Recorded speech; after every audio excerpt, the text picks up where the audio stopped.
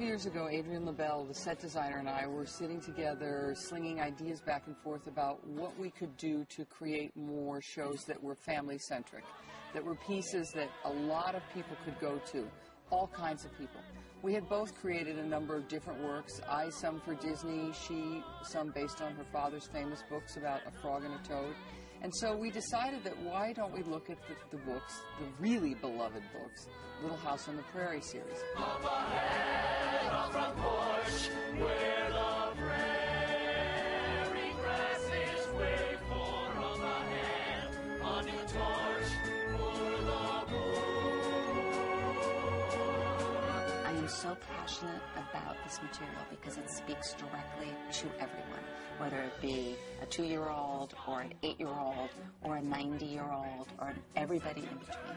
I honestly didn't think I would ever revisit Little House on the Prairie, certainly professionally in any way, shape, or form. I've never done any of the reunions on any of the Laura Ingalls Wilder sites, and they came to me and told me that they wanted to make it into a musical. And they sent me the book and the music, and I listened to the music and I read the script, and I was so moved by it. Oh, this is how you warm your feet.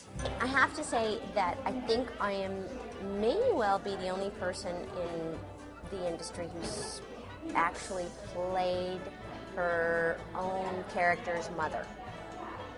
It's been an incredible experience and such an honor to play Laura, and to be playing Melissa's Laura. She's Ma, but to be her daughter. I could not be happier. Enough. The problem is not Nellie Olson, and it's not Almanzo Wilder. Well, what then? You grew up bursting at the seams, losing bonnets, cursing bedtime, slipping through our fingers.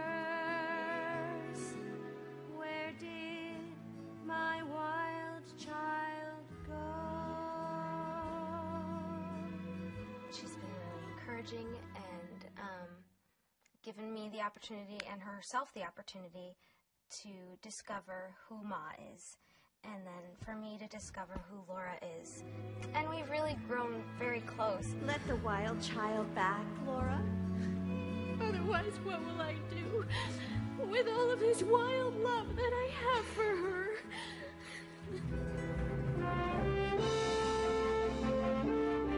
I came up, did a series of sketches, which is what I normally do, which is my process, and then I go into rough models, and I think I felt like I hit pay dirt when I made 4 little walls, the walls of the little house, and broke them apart, and realized that those 4 little walls could make everything.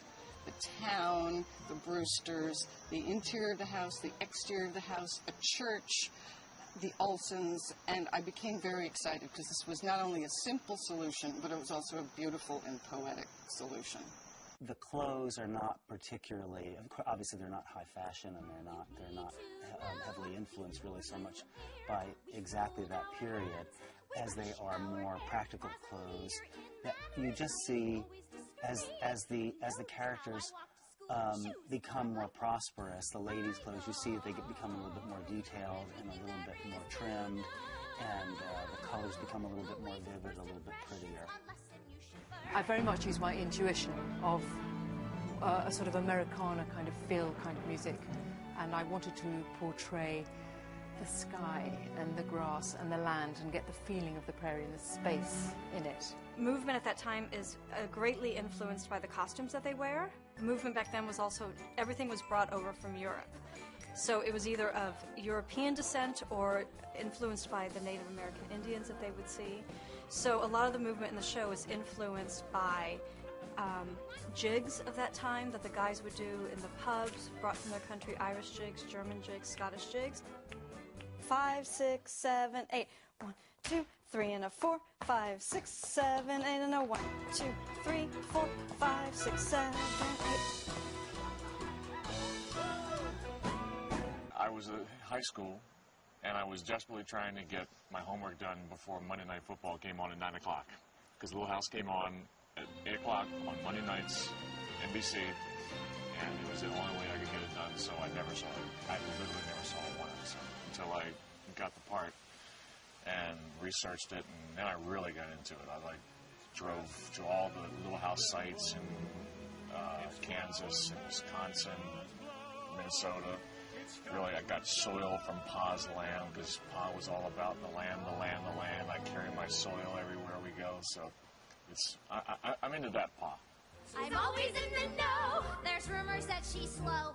I would say my earliest memory of Little House on the Prairie was of the books, and that was because in my elementary school library, if you read all 9 books, you got to put your name on this Little House on the Prairie plaque. If you read all of the books, and I wanted so badly to be on the plaque, but I wasn't really into the reading thing. So I would say that I was probably more a fan of the TV show. It's because the stories are about us. They are about an American spirit, independence, the quest to make your life better, the quest to create a community, a family. It doesn't have to be a conventional nuclear family, but really that sense of people drawing together and overcoming all odds. Little House on the Prairie itself speaks to everyone in this country and in a lot of the ways the world. And being able to then partner with Habitat for Humanity, which is also about making homes for people in need, and everybody working together as a community, just reflected Little House in such a way that that partnership was absolutely perfect. Partnering with the Seeing Eye is also a wonderful partnership for Little House. It is about being able to overcome adversity. I'll be your eyes. You'll be my eyes. When Mary becomes blind and she wanted to learn so badly, there wasn't that much around at that time for her to be able to become independent enough to do that.